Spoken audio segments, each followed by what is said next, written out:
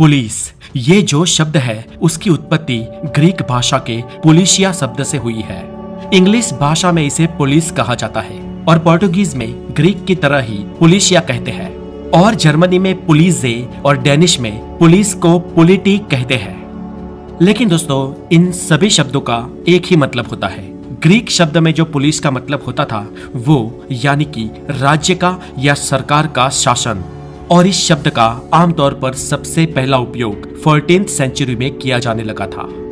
हालांकि इस शब्द का प्रयोजन भले ही 14th सेंचुरी से हुआ हो, लेकिन पुलिस के टाइप की ये जो संस्था है वो हर देश में, हर राज्य में हजारों साल पहले भी मौजूद थी, क्योंकि ये देश में या राज्य में अपराध के रोकथाम के लिए उपयोग किए जाने वाले एक इंटरनल सैन्य के समान था।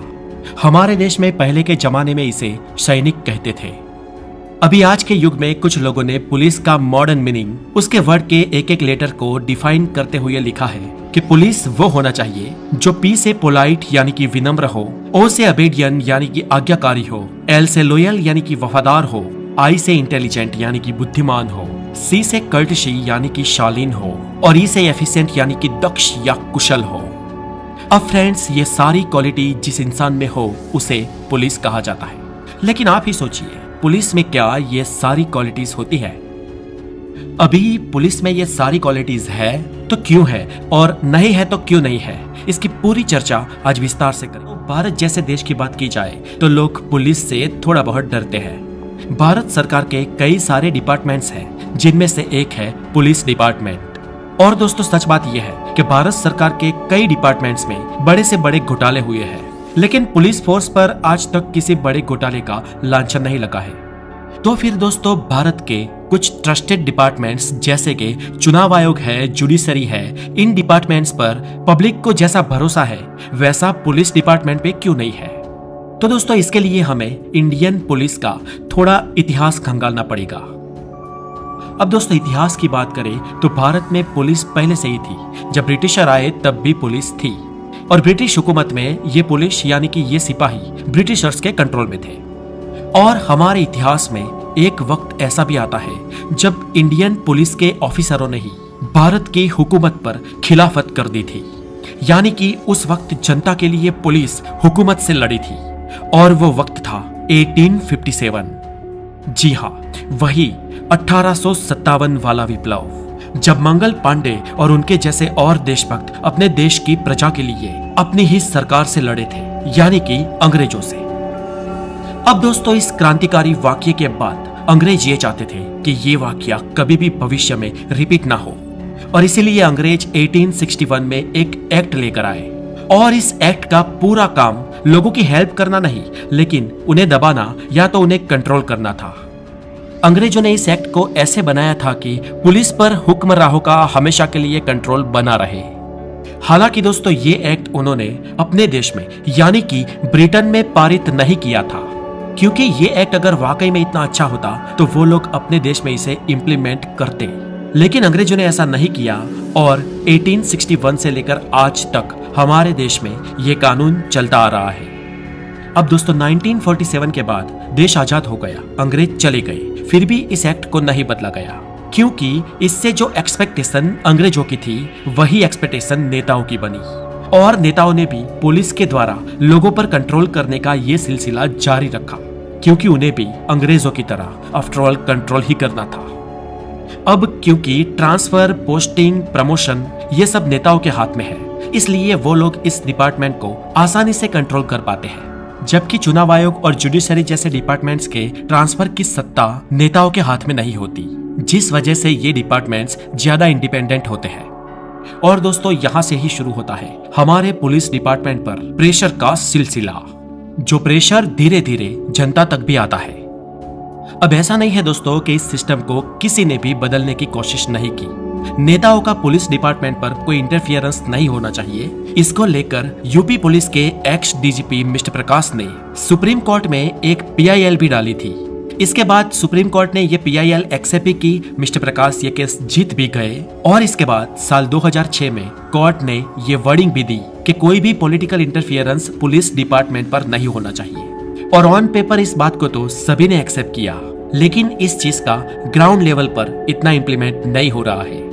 अब दोस्तों हमारे देश के पुलिस डिपार्टमेंट की बात करें तो इनमें ना कोई हॉलीडे होता है, ना कोई छुट्टी होती है, उन पे हमेशा प्रेशर बना रहता है और हमारे पुलिस ऑफिसर्स पर काम का बहुत बोझ भी होता है। आखिर वो लोग भी एक इंसान है, इसलिए उन लोगों का बिहेवियरल पैटर्न उनकी नौकरी के अनुसार होता है। हालांकि हम सब ये चाहते हैं कि पुलिस डिपार्टमेंट पर इतना प्रेशर नहीं होना चाहिए और इसके लिए पुलिस डिपार्टमेंट में कई बार योगा, मेडिटेशन ये सारी एक्टिविटीज भी करवाई जाती है ताकि उन लोगों का स्ट्रेस कम हो। दोस्तों अब इंडियन पुलिस डिपार्टमेंट से ऊपर की बात करें तो एक इंटरनेशनल पुलिस भी होती है जिसे कहा जाता है इंटरपोल।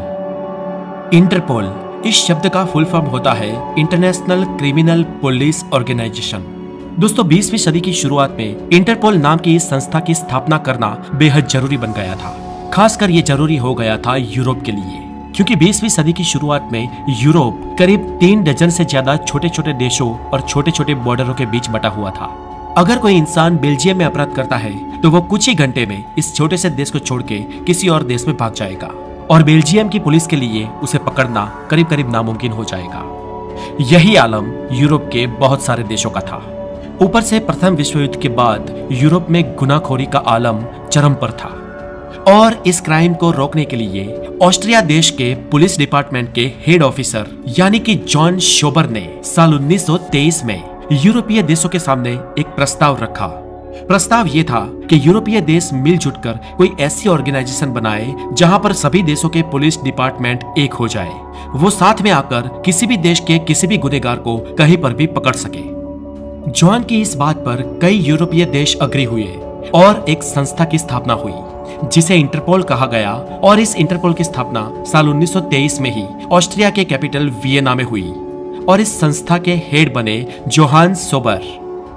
साल 1923 से लेकर साल 1938 तक इस संस्था का पूरा कारोबार ऑस्ट्रिया के वियना में ही रहा, लेकिन साल 1938 में नाजियों ने ऑस्ट्रिया जीत लिया और इंटरपोल के सभी गुप्त दस्तावेजों को जब्त करके बर्लिन यानी कि जर्मनी भेज दिया। इंटरपोल के सभी गुप्त दस्तावेज नाजियों के हाथ लगने के कारण अब इस संस्था का कोई नामो निशान नहीं बचा। विश्व युद्ध की समाप्ति के बाद फ्रांस ने लियो शहर में इंटरपोल की हेडक्वार्टर की एक नए सिरे से स्थापना की और इसके लिए एक बहुत बड़ी इमारत भी बनाई और फ्रांस ने अपने बाहोस पुलिस अफसर भी इस संस्था में कार्यरत किए। दोस्तों इंटरपोल का हेडक्वार्टर आज भी फ्रांस के लियो शहर में है और आज के युग में इंटरपोल नाम की इस संस्था से जुड़ने वाली टोटल कंट्रीज है 194। जी हाँ दोस्तों, आज इंटरपोल यूरोप तक ही सीमित नहीं रहा बल्कि विश्व के 194 देश इस संस्था के सभ्य हैं और ये सभी देश और उनका पुलिस डिपार्टमेंट अपराधियों को पकड़ने के लिए एक दूसरे को सहायता करता है। ये देश आपस में इस इंटरपोल नाम की संस्था द्वारा मुख्य रूप से 3 प्रकार के इंटरनेशनल गुनहगारों को खोजते हैं, जिनमें से एक होते हैं वो गुनहगार जो ड्रग्स, मैरिजुएना, दान चोरी और ऐसी चीजों की स्मगलिंग करते हैं। दूसरी कैटेगरी में आते हैं वो गुनहगार जो अपने ही देश में बैठकर गुनाह करते हैं पर उनकी गुनाहित प्रवृत्ति आउट ऑफ कंट्री होती है। और तीसरी कैटेगरी में आते हैं वो गुनहगार जो अपने देश में अपराध करके दूसरे देश में भाग जाते हैं। इंटरपोल इस तीनों टाइप के गुनहगारों की अप टू डेट फाइल रखता है और जब किसी देश का पुलिस अधिकारी उनसे सहायता मांगता है तब इंटरपोल सहाय करता है। हालांकि दोस्तों कुछ देशों के गुनहगारों को दूसरे देश से पकड़वाना है तो एक देशों के बीच की ट्रीटी चाहिए। इस ट्रीटी को एक्स्ट्राडिशन ट्रीटी कहा जाता है। एक्स्ट्राडिशन ट्रीटी के द्वारा जो भी कंट्रीज एक दूसरे से जुड़ी हुई होती है वो ही अपराधियों को एक दूसरे को सौंपती है और अगर ये ट्रीटी ना हो इस हालात में इंटरपोल की सिर्फ इंफॉर्मेशन ही काम आती है। बाकी ये संस्था जरूरतमंद देश की पुलिस को कोई खास काम नहीं आती है और ऐसे हालात में इंटरपोल नाम की ये बहुत बड़ी संस्था नाम बड़े और दर्शन छोटे के रूप में प्रतीत होती है। तो दोस्तों आज के लिए इतना ही।